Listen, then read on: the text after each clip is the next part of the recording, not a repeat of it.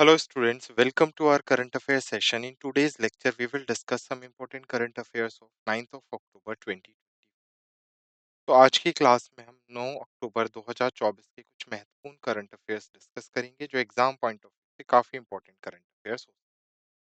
तो स्टार्ट करते हैं आज का session. In today's lecture first we will discuss some important international news. सबसे पहले हम कुछ अंतर्राष्ट्रीय समाचारों पर चर्चा करेंगे। अंतर्राष्ट्रीय समाचार में हम कोई इंटरनेशनल ऑर्गेनाइजेशन जो अंतर्राष्ट्रीय स्तर पर कोई संगठन है उससे रिलेटेड अगर कोई न्यूज आती है, किसी कंट्री में कोई प्रेसिडेंट या प्राइम मिनिस्टर का अपॉइंटमेंट होता है तो उससे रिलेटेड जितनी भी चीजें हैं वो इंटरनेशनल न्यूज में डिस्कस करेंगे। सेकेंड, हम नेशनल न्यूज राष्ट्रीय समाचार देखेंगे। राष्ट्रीय समाचार में हम केंद्र सरकार के कुछ इनिशिएटिव्स, कुछ प्लान और कुछ स्कीम के बारे में चर्चा करेंगे। ये यूनियन कैबिनेट से कोई अप्रूवल आता है तो वो भी हम नेशनल न्यूज में डिस्कस करेंगे। थर्ड हमारी कैटेगरी होगी राज्य समाचार। राज्य समाचार में हम स्टेट गवर्नमेंट के इनिशिएटिव्स और प्लान्स को डिस्कस करेंगे। फोर्थ हमारी कैटेगरी है बैंकिंग और वित्त समाचार, जिसमें हम बैंक और फाइनेंस से रिलेटेड कुछ इंपॉर्टेंट न्यूज डिस्कस करेंगे। Then we will discuss some important defence news, रक्षा से रिलेटेड समाचार, जो हमारी डिफेंस है उससे रिलेटेड अगर कोई न्यूज आती है तो वो हम डिस्कस करेंगे। सिक्स, हम डिस्कस करेंगे विज्ञान और प्रौद्योगिकी समाचार, तो साइंस एंड टेक्नोलॉजी से रिलेटेड जितनी भी न्यूज बन रही हैं वो हम कवर करेंगे। नेक्स्ट, स्पोर्ट्स इवेंट्स, रिसेंटली जो खेल समाचार हैं, खेल से रिलेटेड कोई भी न्यूज़, करंट अफेयर्स अगर न्यूज़ में रही है तो वो हम डिस्कस करेंगे। कुछ महत्वपूर्ण दिनों की खबरें, रीसेंट अवार्ड्स एंड रिकग्निशन, पुरस्कार और मान्यता से रिलेटेड जितने भी, वो हम आज के लेक्चर में कवर करेंगे। क्लियर? सो ये आज के हमारे कैटेगरीज हैं जिसके अंदर हम डिफरेंट डिफरेंट न्यूज़ डिस्कस करेंगे और क्लास के लास्ट में हम डिस्कस करेंगे सारांश और समरी ऑफ लेक्चर की। आज की क्लास में हमने क्या इंपॉर्टेंट डिस्कस किया। तो स्टार्ट करते हैं आज का session. The image used in our slide deck are for educational purpose only. We respect the intellectual property right of the original creator and owner of these images. If you are the owner of any of the image used in this deck and have any concern or issue, please contact us at sathi@iitk.ac.in and we shall remove the image. हमारे slide deck में उपयोग की गई छवियां केवल शैक्षणिक उद्देश्य के लिए हैं। हम इन छवियों के मूल रचनाकारों और मालिकों के बौद्धिक संपदा अधिकारों का सम्मान करते हैं। यदि आप इस डेक में उपयोग की गई किसी भी छवि के मालिक हैं और आपको कोई चिंता या समस्या है तो कृपया sathi@iitk.ac.in पर हमसे संपर्क करें, हम छवियों को हटा दें। सो हमारी पहली है इंटरनेशनल न्यूज, भारत यूएई निवेश समझौता। तो अभी भारत ने क्या किया है, निवेशकों के विश्वास को और ज्यादा बढ़ाने के लिए और जो हमारा इकोनॉमिकल टाइज है उसको और ज्यादा बूस्ट करने के लिए यूएई के साथ एक द्विपक्षीय निवेश संधि पर हस्ताक्षर किए हैं। तो उसी को लेके ये न्यूज़ आ रही है, जो इंडिया और यूएई के बीच में इन्वेस्टमेंट पैक्ट साइन हुआ है, निवेश समझौता साइन हुआ है। सो भारत ने निवेशकों के विश्वास को बढ़ाने और आर्थिक संबंधों को मजबूत करने के लिए यूएई के साथ एक द्विपक्षीय निवेश संधि पर हस्ताक्षर किए हैं। विदेशी निवेशकों के लिए मध्यस्थता अवधि को 5 साल से घटाकर 3 साल कर दिया गया है। निवेशक अब अंतर्राष्ट्रीय मध्यस्थता की मांग कर सकते हैं यदि भारतीय न्यायिक प्रणाली द्वारा विवाद निर्धारित समय सीमा के भीतर हल नहीं किए जाते। बीआईटी 31 अगस्त 2024 से प्रभावी शेयरों और बॉन्ड को सुरक्षा प्रदान करता है, जिससे कवर किए गए निवेशकों का दायरा भी बढ़ता है। क्लियर? तो Bharat UAE investment pact, which is bilateral investment treaty, जिसे हम द्विपक्षीय निवेश संधि के नाम से जानते हैं, जिस पर दोनों देश की सरकारों ने अभी हस्ताक्षर किए। Next is also a international news, IMF bail out.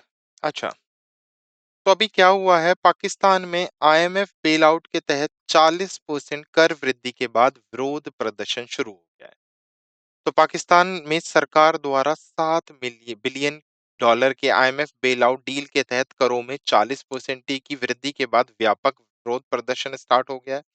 कर वृद्धि का उद्देश्य अर्थव्यवस्था को स्थिर करना है, जो उच्च मुद्रास्फीति और समाप्त विदेशी भंडार से ग्रस्त है। यह कदम जीवन यापन संकट को और बढ़ा रहा है, जिससे कई नागरिकों को किनारे पर धकेल दिया गया है। प्रधानमंत्री शहबाज शरीफ की गठबंधन सरकार को महत्वपूर्ण चुनौतियों का सामना करना पड़ रहा है, क्योंकि जनता का धैर्य दिन प्रतिदिन क्या होता जा रहा है, कम होता जा रहा है। तो international monetary fund bail out के बाद पाकिस्तान में क्या हुआ है, 40% टैक्स हाइक हुए हैं, जिस वजह से लोगों ने वहां पर प्रदर्शन या फिर गवर्नमेंट के अगेंस्ट मूवमेंट स्टार्ट कर दी। Clear?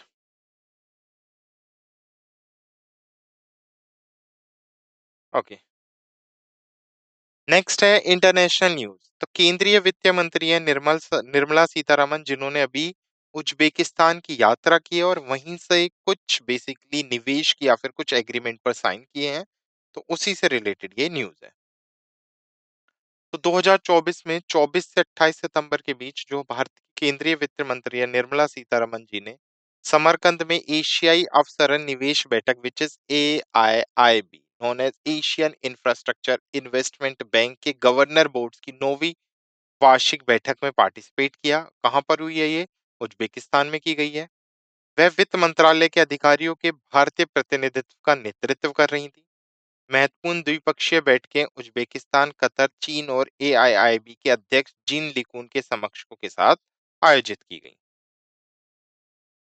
9वीं AIIB board of governor की बैठक सभी के लिए सुदृढ़ बुनियादी ढांचे का निर्माण थीम पर आयोजित की गई थी। तो इसकी थीम क्या रही थी? Building resilient infrastructure for all, जिसमें निर्मला सीतारमन ने AIIB के भारतीय गवर्नर के रूप में पार्टिसिपेट किया। क्लियर?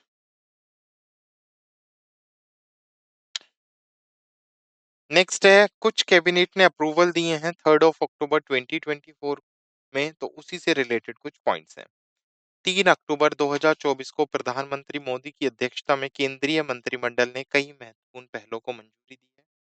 इनमें 2020-21 से 25-26 तक प्रमुख बंदरगाह और डाक श्रम बोर्ड के कर्मचारी मजदूरों के लिए संशोधित उत्पादकता से जुड़े पुरस्कार या योजनाएं शामिल थी। उसके साथ साथ प्रधानमंत्री राष्ट्रीय कृषि विकास योजना और कृषोन्नति योजना को स्थायी कृषि को बढ़ावा देने और खाद्य सुरक्षा प्राप्त करने के लिए मंजूरी दी गई। भारत इरादे के पात्र which is known as letter of intents पर हस्ताक्षर करके अंतर्राष्ट्रीय ऊर्जा दक्षता हब में शामिल होगा। उसके साथ साथ मराठी, पाली, प्राकृत, असमिया और बांग्ला भाषा को शास्त्रीय भाषा का दर्जा दिया जाएगा।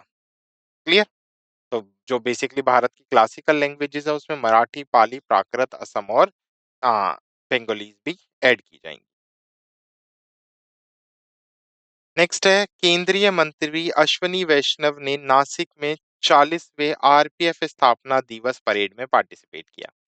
तो अभी 4 अक्टूबर 2024 को RPF ने अपना 40वां स्थापना दिवस बनाया, जहां पर जोनल ट्रेनिंग सेंटर में रेलवे सुरक्षा बोर्ड जो बेसिकली हमारा RPF है उसमें की परेड कंडक्ट की गई। कहां पर? महाराष्ट्र के नासिक में। मुख्य मुख्य अतिथि के रूप में अगर मैं बात करूं तो उन्होंने 33 RPF कर्मियों को उत्कृष्ट सेवा के लिए पुलिस पदक और उनके साहसिक प्रयासों के लिए जीवन रक्षा पदक से भी सम्मानित किया। मंत्री ने महिलाओं की सुरक्षा और सुविधाओं पर ध्यान केंद्रित करते हुए RPF जोनल प्रशिक्षण केंद्र के उन्नयन और आधुनिकरण के लिए 35 करोड़ रुपए के अनुदान की भी घोषणा की।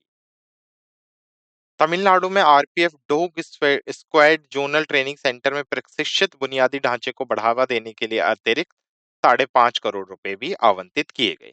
नवीन आपराधिक कानूनों पर संदर्भ के हिंदी संस्करण और संज्ञान मोबाइल ऐप के हिंदी संस्करण का भी इसी बेसिकली स्थापना दिवस की परेड में शुभारंभ किया गया। तो ये पॉइंट्स निकल के हैं काफी सारे। यहाँ पर कुछ लोगों को पुलिस पदक और जीवन रक्षा पदक से सम्मानित किया गया। उसके साथ साथ जो RPF जोनल प्रशिक्षण केंद्र है उसके आधुनिकरण के लिए 35 करोड़ रुपए का अनुदान दिया गया है। डॉग स्क्वाड जोनल सेंटर के लिए एडिशनली 5.5 करोड़ रुपए आवंटित किए गए हैं। क्लियर? और उसके साथ साथ जो नए आपराधिक कानून आए उनके संदर्भ में पुस्तकें और हिंदी संस्करण में और संज्ञान मोबाइल ऐप भी लॉन्च की गई, ताकि जो किस कर्मचारी या जनता है वो आसानी से इन कानूनों को समझ सके। नेक्स्ट है state news. Hurricane Milton basically Tampa Bay क्षेत्र के निवासी निकासी कर रहे हैं ड्यू टू हरिकेन मिल्टन। तो हरिकेन मिल्टन फ्लोरिडा तट को धमकी दे रहा है, जिसमें टाम्बा बे क्षेत्र में बड़े पैमाने पर निकासी हो रही है। खतरनाक तूफानी लहरें, तेज हवाएं और संभावित बवंडर से बचाव के लिए तैयारियां चल रही हैं। अधिकारियों ने निवासियों से आग्रह किया है कि वे अभी भी समय रहते हुए निकासी कर लें। पूर्व फेमा निर्देशक क्रेंग फुगेट ने इस आपातकालीन स्थिति पर जोर दिया है। फ्लोरिडा के गवर्नर रॉन डेसेंटिक ने तूफान हेलेन से मलबा साफ करने के लिए 300 से अधिक डंप ट्रंक को तैनात किया है, जो चल रही चुनौतियों को उजागर करेंगे। तो हरिकेन मिल्टन। नेक्स्ट है स्टेट न्यूज। तो एशियन डेवलपमेंट बैंक ने हिमाचल प्रदेश में सतत पर्यटन विकास के लिए 120 मिलियन अमेरिकी डॉलर के ऋण को मंजूरी दी है। अब देखो यहाँ पर एशियन डेवलपमेंट बैंक और हिमाचल प्रदेश का टाई अप है, जहां कितने का टाई अप है दोनों के बीच में? 162 मिलियन का। इसका पर्पस क्या है? Sustainable tourism development. जो हिमाचल प्रदेश है वहां पर सस्टेनेबल टूरिज्म को क्या किया जा सके, डेवलप किया जा सके। तो एशियन डेवलपमेंट बैंक ने हिमाचल प्रदेश में सस्टेनेबल टूरिज्म डेवलपमेंट को बढ़ावा देने के लिए क्या किया है? बेसिकली 162 मिलियन अमेरिकी डॉलर के ऋण को मंजूरी दी है। ओके, देखते हैं क्या क्या पॉइंट बन सकते हैं यहाँ से। तो 3 अक्टूबर 2024 को एशियन विकास बैंक ने हिमाचल प्रदेश में सतत और समावेशी पर्यटन विकास परियोजना का समर्थन करने के लिए 162 मिलियन अमेरिकी डॉलर के ऋण को मंजूरी दी है। इस परियोजना का उद्देश्य जिला स्तरीय पर्यटन प्रबंधन में सुधार करना और हिमाचल प्रदेश में गंतव्य योजनाएं और पर्यटन स्थलों का विकास करना है। यह विरासत और सांस्कृतिक केंद्र को बढ़ावा देगा, किलों को पुनर्स्थापित करेगा, सार्वजनिक स्थानों को सुंदर बनाएगा और मंडी, हमीरपुर, कुल्लू और कांगड़ा जैसे जिलों में सम्मेलन केंद्र और सुविधाएं बनाएगा। परियोजना में सौर प्रकाश और विद्युत वाहनों जैसे पर्यावरण के अनुकूल समाधान शामिल होंगे, जिससे बुजुर्ग, महिलाएं, बच्चे और विकलांग व्यक्तियों के लिए पहुंच सुनिश्चित की जाएगी। उसके साथ साथ एडीबी हिमाचल प्रदेश पर्यटन बोर्ड की संस्थागत क्षमता को मजबूत करने में मदद करेगा, ताकि एक पर्यटन रणनीति और विपणन योजना विकसित की जा सके। तो याद रखना है, एशियन डेवलपमेंट बैंक और हिमाचल प्रदेश के बीच में टाई अप हुआ है, जहां पे एडीबी जो एशियन डेवलपमेंट बैंक है वो हिमाचल प्रदेश में सतत पर्यटन विकास के लिए 162 मिलियन रुपए के लोन की मंजूरी देगा। नेक्स्ट बैंक एंड फाइनेंस से है। उत्तर प्रदेश की ग्रामीण महिलाएं 27,000 करोड़ रुपए के वित्तीय लेन देन को बढ़ावा देती हैं।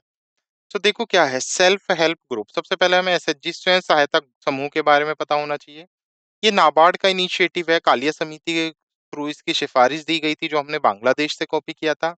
नाबार्ड क्या होता है, एसएचजी क्या होता है? बेसिकली एक समूह होता है गांवों में महिलाओं का, या फिर अगर हम बात करें महिलाओं और पुरुषों का, जो खुद को फाइनेंशियल सर्विसेज प्रोवाइड कराने के लिए गांव में ही रहकर काम करते हैं। तो नाबार्ड के लोग प्रशिक्षण प्रोवाइड करते हैं इन्हें।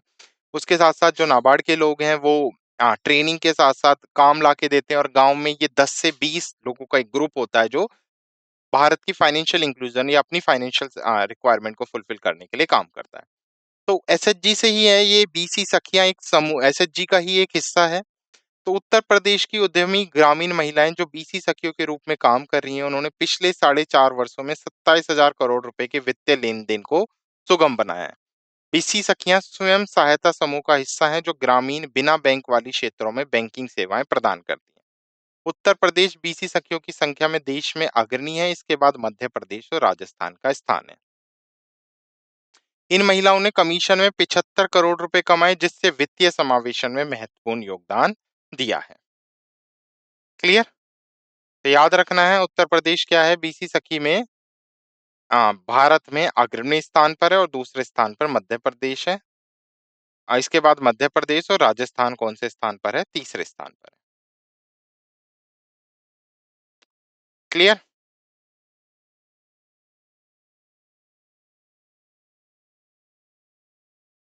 Okay, now let's move to our next news. Next है आरबीआई मौद्रिक नीति बैठक 2024। तो RBI monetary policy meeting 2024, repo rate unchanged and other key outlook. तो जो रेपो दर है वो क्या रही है? अपरिवर्तित रही है।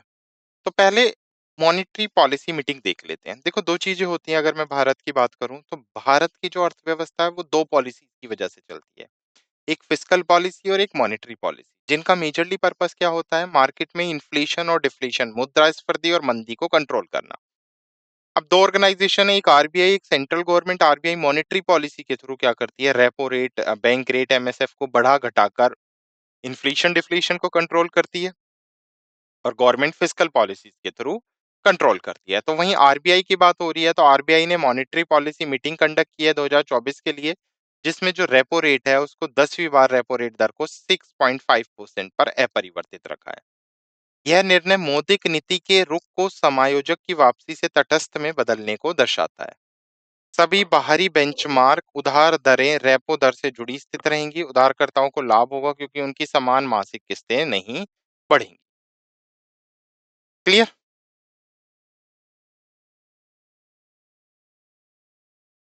नेक्स्ट, बैंक और फाइनेंस से न्यूज है। आरबीआई के हस्तक्षेप से रुपया डॉलर के मुकाबले 84 से नीचे स्थिर हुआ। तो भारतीय रुपया अमेरिकी डॉलर के मुकाबले मजबूती दिखा रहा है। आरबीआई के सक्रिय हस्तक्षेप के कारण जो $1 की वैल्यू है वो 83.97 रुपए पर आकर रुक गई है। विदेशी पोर्टफोलियो बहिर्वाह, बढ़ती कच्चे तेल की कीमतें और मजबूत होते डॉलर सूचकांक के बावजूद आरबीआई की रणनीतियां प्रभावी रहीं। रुपये को मनोवैज्ञानिक रूप से महत्वपूर्ण 84 के निशान को पार करने से रोका गया है। विशेषज्ञों का मानना है कि विभिन्न मुद्रा बाजारों में आरबीआई की उपस्थिति ने तीव्र अवमूल्यन को रोकने में महत्वपूर्ण भूमिका निभाई है। तो आरबीआई के हस्तक्षेप से रुपया डॉलर के मुकाबले कितना हो गया है? 83.97। नेक्स्ट, बैंक और फाइनेंस से न्यूज है। CBDT which is central board of direct tax, तो सीबीडीटी ने विलंबित कर रिफंड दावों के निपटान के लिए जो basically handling delay tax refund claims है उसके लिए कुछ न्यू गाइडलाइंस जारी की हैं। तो 1 अक्टूबर 2024 को केंद्रीय प्रत्यक्ष कर बोर्ड ने आयकर अधिनियम 1961 की धारा 119 दो बी के तहत नुकसान को आगे बढ़ाने के दावों सहित आयकर रिटर्न जमा करने में देरी को संभालने के लिए नए दिशा निर्देश जारी किए हैं। क्लियर? ये आप कट कर सकते हैं। उसके साथ साथ अगर मैं बात करूं तो सीबीडीटी ने दावा राशि के आधार पर आवेदनों के प्रसंस्करण के लिए 3 स्तरीय प्रणाली शुरू की है। ऐसे आवेदनों को दाखिल करने की समय सीमा आकलन वर्ष के अंत से 5 वर्षों के भीतर है और यह 1 अक्टूबर 2024 या उसके बाद के आवेदनों के लिए लागू होगी। प्राप्ति के 6 महीने के भीतर संबंधित अधिकारियों से इस आवेदन को संसाधित करने की अपेक्षा की जा रही है। Next is also banking and financial news. तो यहाँ पर सेबी से न्यूज है। बात हो रही है सेबी ने कुछ new directions basically infrastructure investment trust और रियल एस्टेट इन्वेस्टमेंट ट्रस्ट को लेकर जारी किए हैं। तो SEBI which is security and exchange board of India जो भारत की जो शेयर मार्केट है उस पर कंट्रोल करता है, उसको कंट्रोल करता है, तो उसने इनविट्स एंड आरईआईटीएस के लिए नए विनियमों की शुरुआत की ताकि सरलता बढ़ाई जा सके और व्यापक अनुपालन को आसान बनाया जा सके।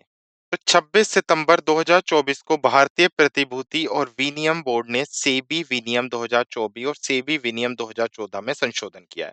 तो दोनों 2014 में पास किए गए हैं। सेबी इंफ्रास्ट्रक्चर इन्वेस्टमेंट ट्रस्ट और SEBI real estate investment trust 2014।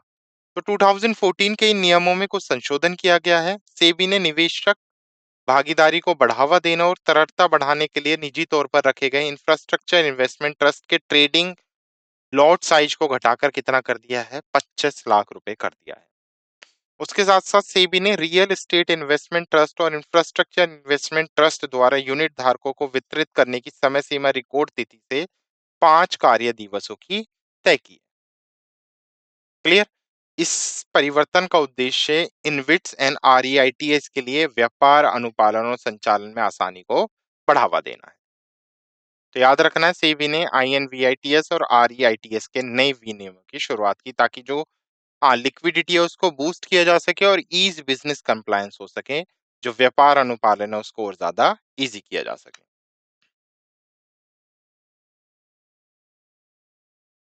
Next है बैंकिंग एंड फाइनेंस से है। तो सत्या माइक्रो कैपिटल जो एक एनबीएफसी है, नॉन बैंकिंग फाइनेंशियल कंपनी है, उसने मिजुहो बैंक लिमिटेड से बेसिकली 100 करोड़ रुपए जुटाए हैं। इस 100 करोड़ रुपए का इस्तेमाल ह्यूमन एंटरप्रेन्योरशिप को एम्पावर करने के लिए जो महिला उद्यमी है उनको और सशक्त बनाने के लिए किया जाएगा।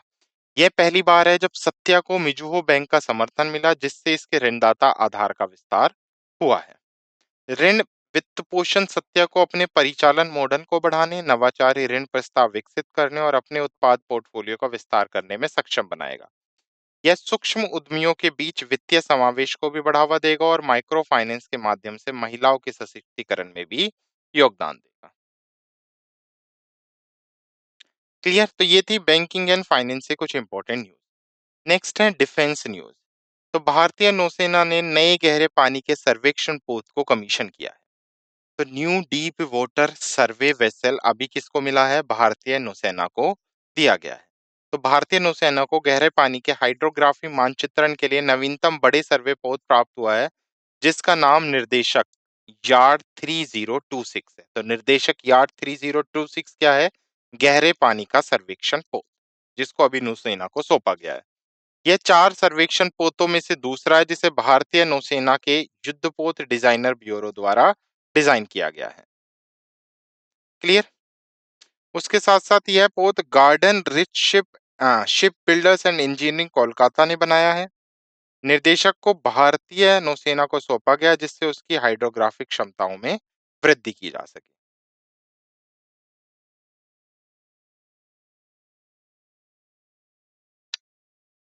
Next is ministry of electronics and information technology की बात हो रही है, और सेकंड हो रही है यहाँ पे military college of telecommunication engineering.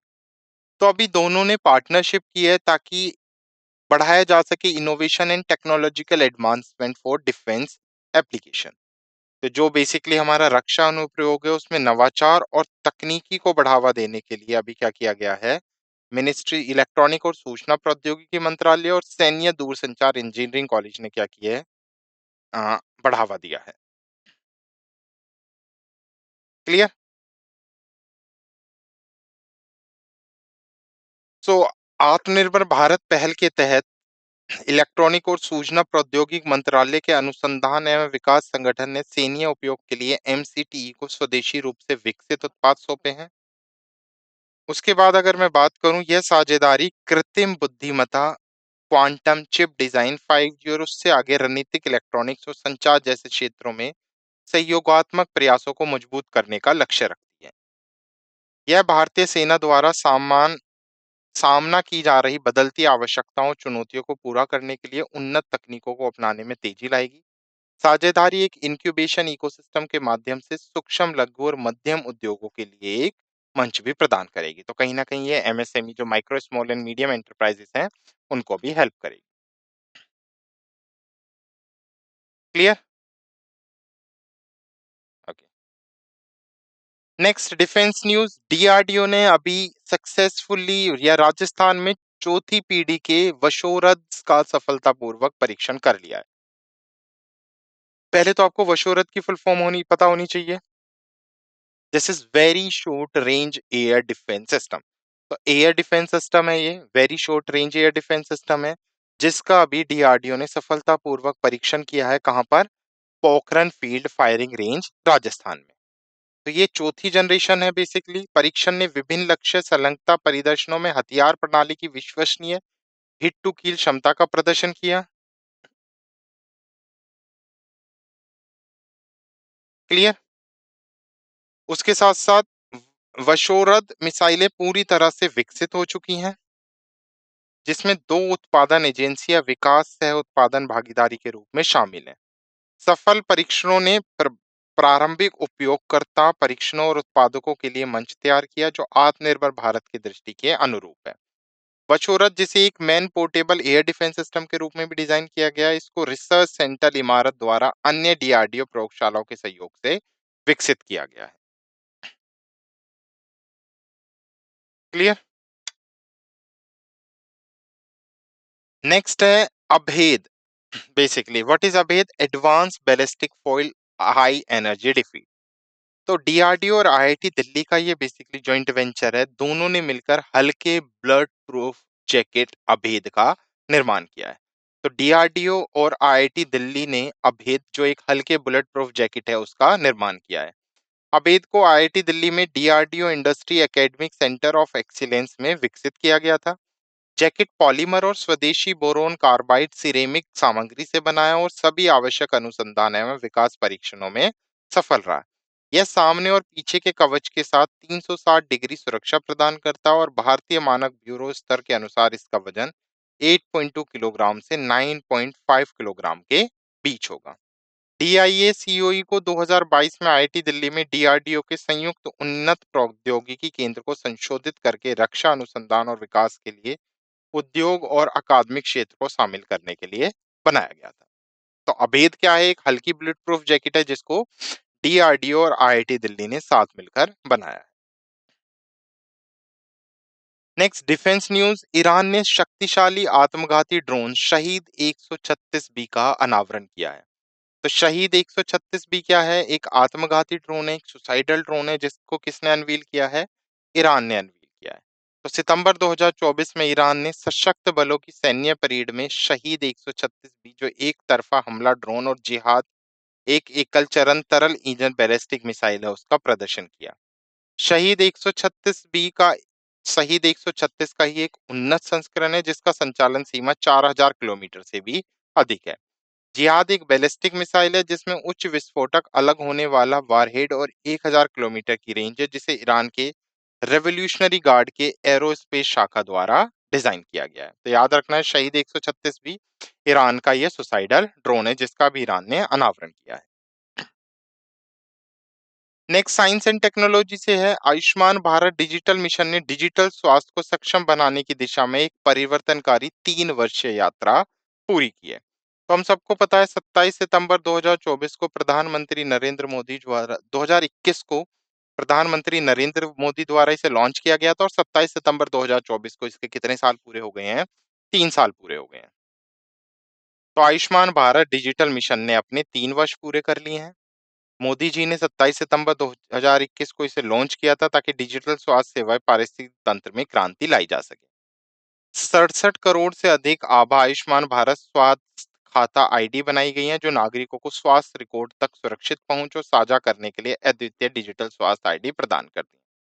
42 crore से अधिक स्वास्थ्य कार्ड को आभा से जोड़ा गया है जिससे स्वास्थ्य सेवा वितरण में सुधार हुआ है। कोहिमा स्थित नागा अस्पताल प्राधिकरण कोहिमा को आयुष्मान भारत प्रधानमंत्री जन आरोग्य योजना के तहत कोहिमा जिले में सर्वश्रेष्ठ प्रदर्शन करने वाले अस्पताल के रूप में भी मान्यता दी गई है।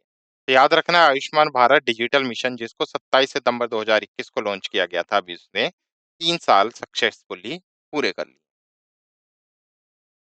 नेक्स्ट साइंस एंड टेक्नोलॉजी से है, केंद्रीय मंत्री हैं डॉक्टर जितेंद्र सिंह जिन्होंने एनक्यूएम के लिए 4 थीम बेस्ड हब और तकनीकी समूह की स्थापना की घोषणा की। तो 30 सितंबर 2024 को केंद्रीय मंत्री डॉक्टर जितेंद्र सिंह ने राष्ट्रीय क्वांटम मिशन के लिए थीमेटिक हब्स और तकनीकी समूह की स्थापना की घोषणा की है। इस पहल में भारत के 17 राज्यों और 2 केंद्र शासित प्रदेशों में 14 तकनीक समूह के साथ 4 टी हब शामिल हैं। यह हब 43 संस्थाओं के 152 शोधकर्ताओं को एक साथ लाएंगे जिनमें राष्ट्रीय महत्व के संस्थान, अनुसंधान प्रयोगशालाएं, विश्वविद्यालय और निजी संस्थान शामिल हैं। डॉक्टर सिंह ने भारत जोन का भी शुभारंभ किया जो जनरेटिव आर्टिफिशियल इंटेलिजेंसी में एक अग्रणी पहल है जिसका उद्देश्य सार्वजनिक सेवा वितरण में क्रांति लाना और नागरिक सहभागिता को बढ़ावा देना है। क्लियर?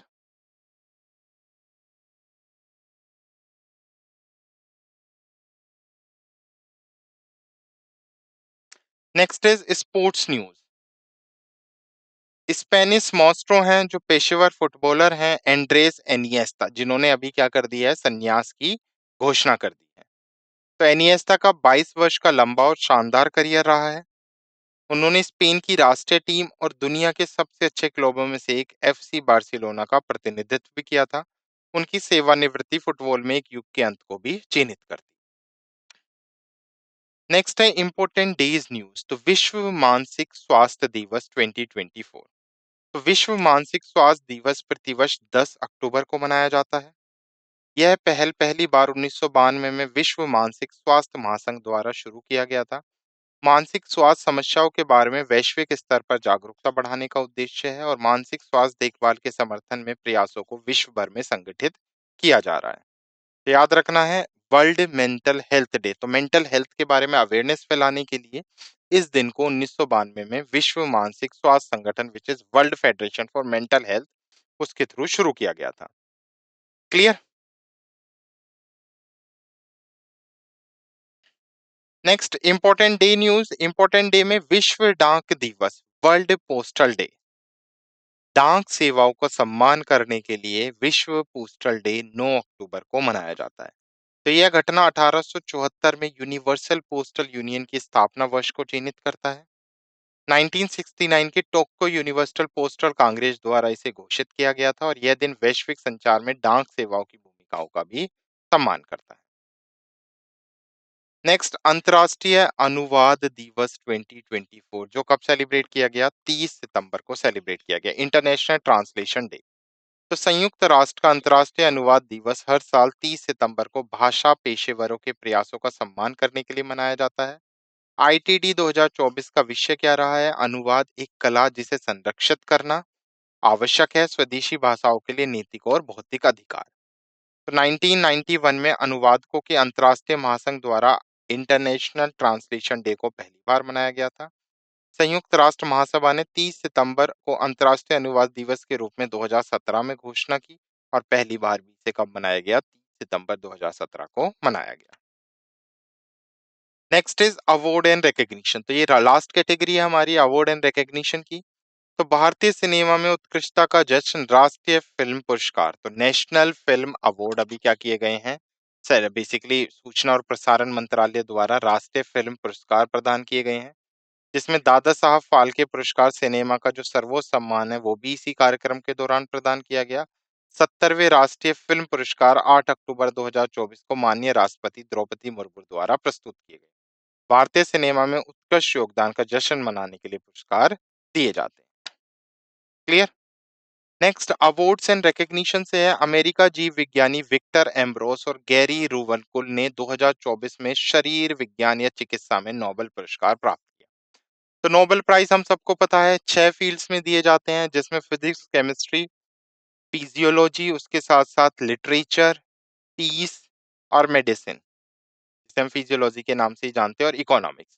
तो ये 6 फील्ड्स हैं जिसमें दिए जाते हैं। तो अभी फिजियोलॉजी या मेडिसिन में 2024 के लिए नोबेल प्राइज दिया गया है, और विक्टर एम्ब्रोस जो एक अमेरिकी विकासवादी जीव विज्ञानी है, और गैरी ब्रूस रूवकन जो एक अमेरिकी आणविक जीव विज्ञानी है, उनको संयुक्त रूप से 2024 के लिए शरीर क्रिया विज्ञान या चिकित्सा में नोबेल पुरस्कार दिया गया है। उन्होंने माइक्रो आरएनए की खोज और पोस्ट ट्रांसक्रिप्शन जीन नियमन में इसकी भूमिका के लिए ये सम्मानित किया गया है। पुरस्कार की घोषणा 7 अक्टूबर 2024 को royal Swedish academy of sciences द्वारा की गई। क्लियर? तो ये थे कुछ हमारे इंपॉर्टेंट करंट अफेयर्स जो 9th ऑफ अक्टूबर 2024 के हमने डिस्कस किए। Now let's quick revise the session through summary. सबसे पहले मैं बात करूं इंटरनेशनल समाचार। भारत यूएई निवेश समझौता, मध्यस्थता को कम करना और सुरक्षा का विस्तार। तो हमने देखा था इंटरनेशनल में इंडिया यूएई इन्वेस्टमेंट पैक्ट। उसके साथ साथ हमने देखा था आईएमएफ बेल आउट के बाद पाकिस्तान में 40% टैक्स इंक्रीज कर दिए गए हैं, जिस वजह से पाकिस्तान में रिवोल्ट स्टार्ट हो गए हैं और जो कंडीशन है पाकिस्तान की वो अनस्टेबल हो गई। सेकेंड, हमने देखा था जो हमारी फाइनेंस मिनिस्टर है निर्मला सीतारमन जी, उन्होंने अभी उज्बेकिस्तान की यात्रा की। नेक्स्ट राष्ट्रीय समाचार नेशनल न्यूज देखी, जिसमें हमने देखा कैबिनेट ने अप्रूवल करा है। कुछ कैबिनेट अप्रूवल्स हमने देखे थे 3 अक्टूबर 2024 के। उसके बाद हमने देखा था कि यूनियन मिनिस्टर है अश्वनी वैष्णव, जिन्होंने अभी 40 RPF rising day parade Nashik को में अटेंड की। राज्य में हमने तूफान मिल्टान से देखा और एडीबी और हिमाचल प्रदेश का टाइप देखा, जिसमें एशियन डेवलपमेंट बैंक ने हिमाचल प्रदेश को सस्टेनेबल टूरिज्म डेवलपमेंट के लिए 162 मिलियन की अमेरिकी डॉलर के लोन की मंजूरी दी। बैंक और फाइनेंस में हमने देखा था बीसी सखी से, जिसमें यूपी टॉप पर रहा है, ग्रामीण बाहर यूपी की ग्रामीण महिलाएं। आरबीआई की हमने मॉनेटरी पॉलिसी मीटिंग देखी, जिसमें हमने देखा कि रेपो रेट को 6.5 पर अनचेंज रखा गया है। आरबीआई के हस्तक्षेप से रुपया डॉलर के मुकाबले थोड़ा कम हुआ है। उसके अलावा टैक्स रिफंड क्लेम को हैंडल करने के लिए सीबीडीटी डिपार्टमेंट ने कुछ गाइडलाइंस जारी की हैं। सेबी की न्यू रेगुलेशंस देखी थी आईएनवीआईटीज और आरईआईटीआईज को लेकर। उसके साथ साथ हमने देखा था सत्या माइक्रो कॉर्प जो कैपिटल है उसने 1000 मिलियन रुपीस के बेसिकली ऋण की मिजुहो बैंक से प्राप्ति कर ली है, जो महिला उद्यमियों को सशक्त बनाएगा। नेक्स्ट डिफेंस में हमने देखा भारत नौसेना ने नए गहरे पानी का सर्वेक्षण पोत कमीशन किया। उसके साथ-साथ रक्षा अनुप्रयोगों के लिए नवाचार और तकनीकी को बढ़ाव प्रगति को बढ़ावा देने के लिए मित्री और एमसीटीई ने साझेदारी की है। हमने देखा कि वशोरद राजस्थान पोखरन में डीआरडीओ ने सक्सेसफुली टेस्ट किया जो चौथी जनरेशन है। उसके साथ-साथ डीआरडीओ और आईआईटी दिल्ली का हमने टाई अप देखा जिसमें दोनों ने मिलकर लाइट बुलेट प्रूफ जैकेट बनाई है जिसका नाम है अभेद। और ईरान ने अनवील किया पावरफुल सुसाइडल ड्रोन शहीद 136 बी। साइंस एंड टेक्नोलॉजी से आयुष्मान भारत डिजिटल मिशन के 3 साल कंप्लीट होने की जर्नी हमने देखी। और उसके साथ साथ हमने देखा यूनियन मिनिस्टर जो डॉक्टर जितेंद्र सिंह ने अनाउंस किया four thematic hubs in technical group for NQM.